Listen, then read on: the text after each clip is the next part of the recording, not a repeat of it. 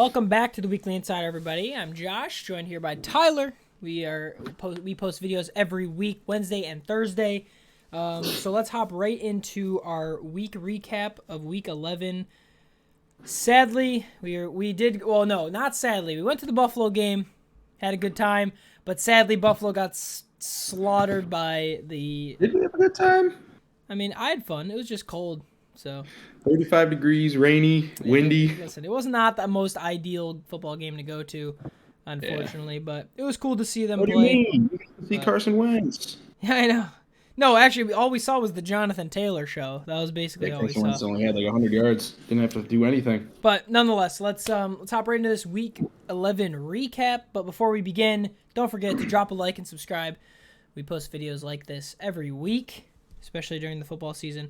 So yeah, let's hop into it. First Thursday night game of Week 11, which was New England at the Falcons. New England beat them, shut them out, and then we'll just move on right to the Sunday games. We got the Colts beating the Buffalo Bills, the Ravens beating the Bears, the Browns beat the Lions, the Texans beat the Titans, the Minnesota Vikings beat the Packers, the Dolphins beat the New York Jets, the Eagles beat the Saints, the Washington football team beat the Carolina Panthers.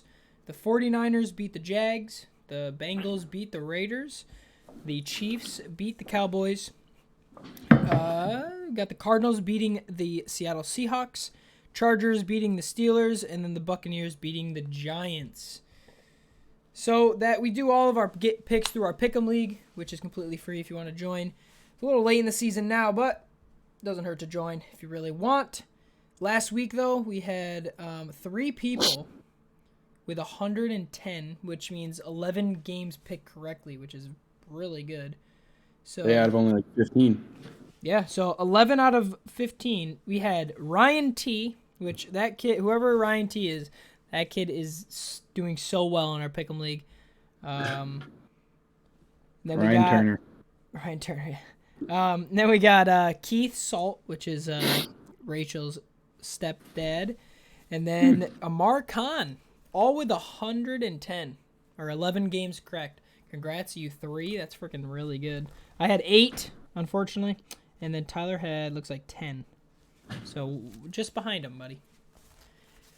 Just behind him. That big lead I had in the beginning of the first 6 games, gone, slaughtered, absolutely in shambles. But yeah, let's move on from these games real quick. We'll talk about some fantasy players of the week coming in at quarterback, which I feel like we've seen them a lot. We got Justin Herbert at number 1 spot.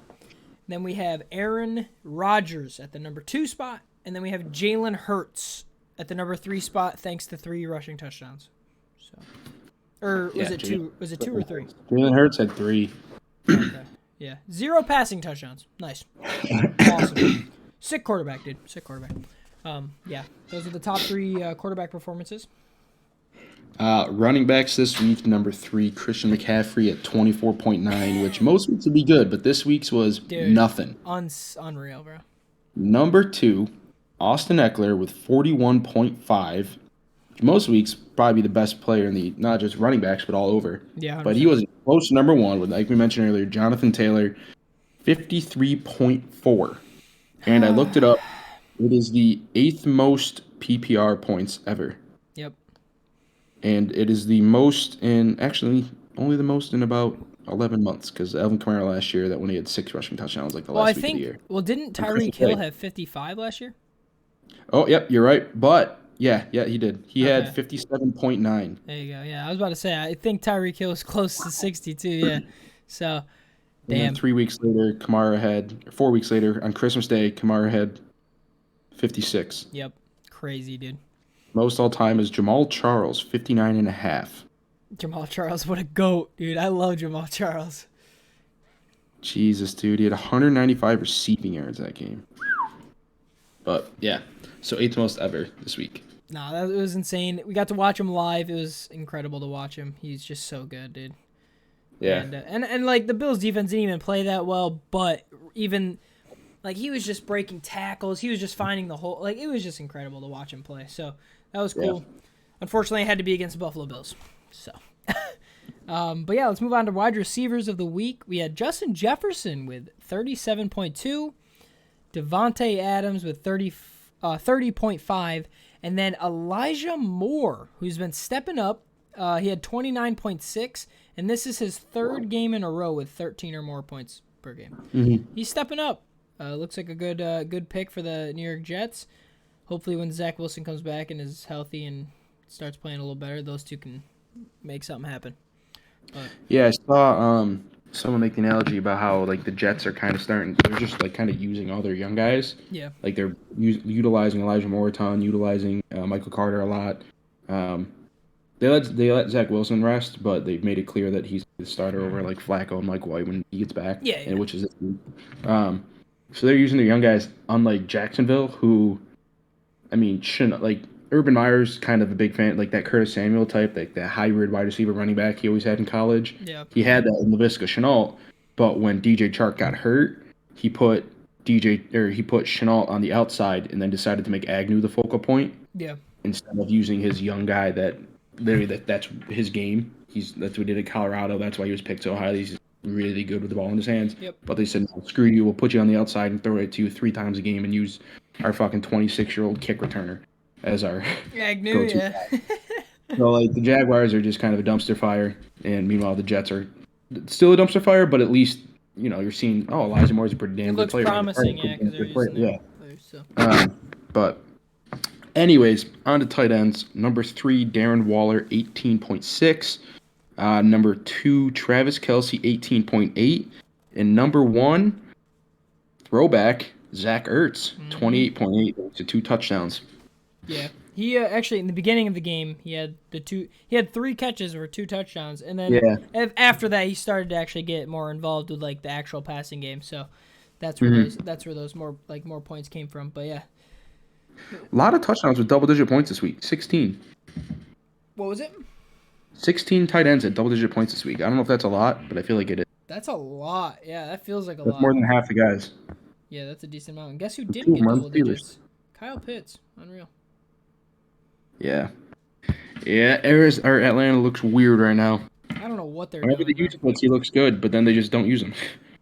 Who? They'd rather throw it. Whenever they use him, he looks good, but they just sometimes decide we're not going to use him. Yeah, it's like they just don't. Eliminate Zacchaeus, and I don't even know who else. Well, we'll see what happens this weekend when they play the Jags. So yeah.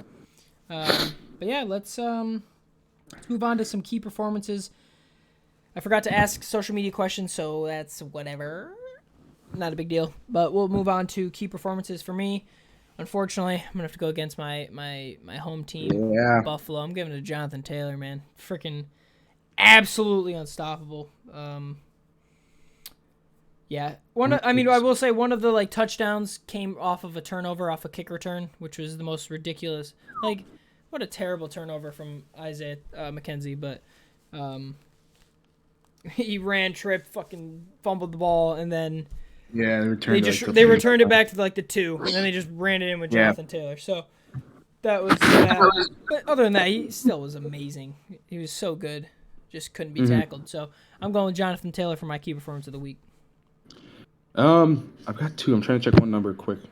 One person that this isn't necessarily fantasy like big performer, and obviously like Eckler and Herbert could be it, but I saw someone mention this and I never even looked at his numbers. But Taylor Heineke this week, only 16 of 22, but 3 touchdowns, had 30 rushing yards as well, and obviously had no turnovers against a good Panthers defense. Came out with a win, and apparently Cam Newton I heard Cam Newton looked good, especially given the fact he's only had like 8 days to learn the playbook. Yeah. Heineke, I mean, he struggled the last few weeks, I feel like. But this week, again, didn't put up huge numbers, but 3 touchdowns and 0 turnovers, and got a pretty big win for a team that's now won 2 in a row. Yep. That's 2. I mean, the Buccaneers are a great team, and then solid team of the Panthers. It's funny, they're winning when it almost doesn't seem to matter. Yeah, but I mean, that division, yeah. 5 right now is a wild card spot. I know. It's crazy. Like Eagles have 3 in a row and are right knocking on the door for a wild card spot. Yep. Then let's just double check this person's stat, because I think it was from this game. Chris Jones. I saw it on Twitter. D tackle for the or defensive lineman. He kind of plays DN too, depending on the scheme for the Chiefs. He only had 5 tackles or 4 tackles, but he had 3.5 sacks plus a fumble recovery against the Cowboys, who had the by far most disappointing performance Oh yeah. of the week. Dak had 1.5 fantasy points. But yeah, Chris Jones, 3.5 sacks. And he was one of those guys that early in the year were underperforming when the Chiefs defense looked horrendous. And I think the last 4 games now, they're only allowing 12 points a game. Let me double check. 9, 14, 7, 17. So I don't know what that adds up to, but right around 12 to 14 points a game the last 4 games. So And that's playing the last 3, Packers, Raiders, and Cowboys. Those are 3 good offenses. The one before that was the Giants. But yeah, geez, Packers, Raiders, and Cowboys, and they've only given up 10 points a game against those 3 teams. Yeah, especially the Packers is the biggest shock, but yeah, like I said last week, this defense, we've seen them do it before in the playoffs, where they just kind of have these runs of great defense because they have kind of some stars. But yeah, shout out to Chris Jones having a big week, 3.5 sacks.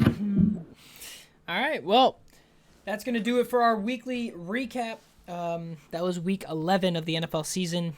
We will see you guys tomorrow, Thanksgiving Day, for our picks for week 12. So thank you for watching. Might have to come put that one up a little earlier. Put it up earlier? No, 9 a.m. is fine. Yeah, but 9 a.m. is... I thought it was 11. No. I always post it at 9. So videos are up 9 a.m. every Wednesday, Thursday. But thank you for watching. Again, don't forget to like and subscribe. We do this every week. But we will see you tomorrow for our picks for week 12. Later. Gator.